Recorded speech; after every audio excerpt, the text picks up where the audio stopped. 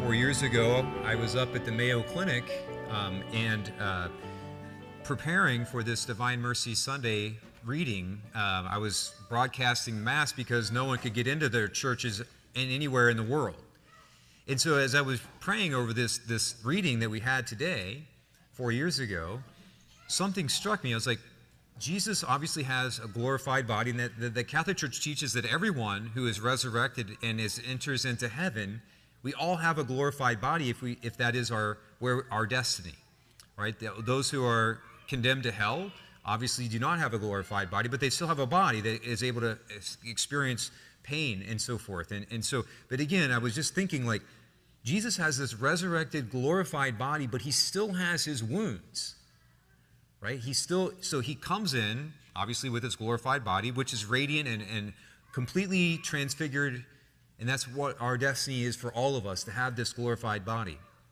So why does Jesus' glorified body have nail marks in it? And why does Jesus' glorified body still have this wound in his side that he is able to invite Thomas to touch?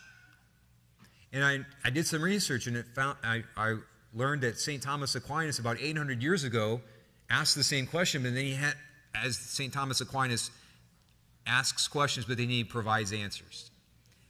And so St. Thomas Aquinas 800 years ago said the reason that Christ's glorified body has these wounds still is so that we can celebrate with him when we get to heaven and see that he, in fact, did offer all of his suffering up for us.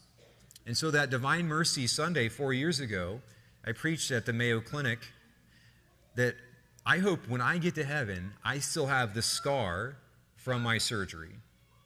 So that, because again, a lot of the victims of clergy abuse I have never met, and some of them have died, who I offered all that suffering up for.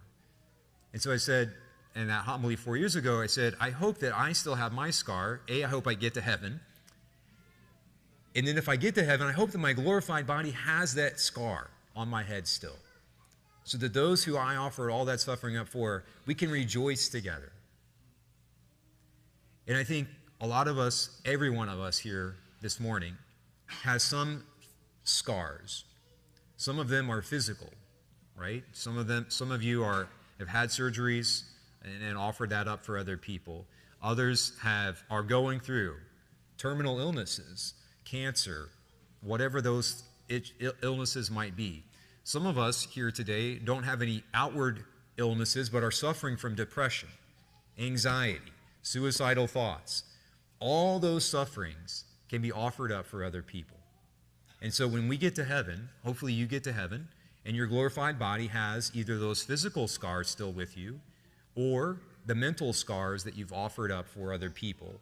And hopefully when you get to heaven, you will be able to rejoice with those people who you offered that up for. And again, most of them you've never met.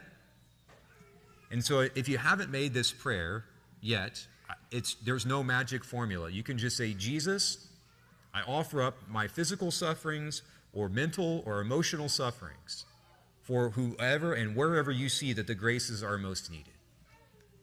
And I invite you to do that now. You can just do that silent. Jesus, I offer up all this suffering in my life for wherever you see that the graces are most needed. And then hopefully when you get to heaven, you'll be able to celebrate with those who you realize once you get there that you have been offering up, and have been the people who have been benefiting from your suffering and graces will celebrate with you.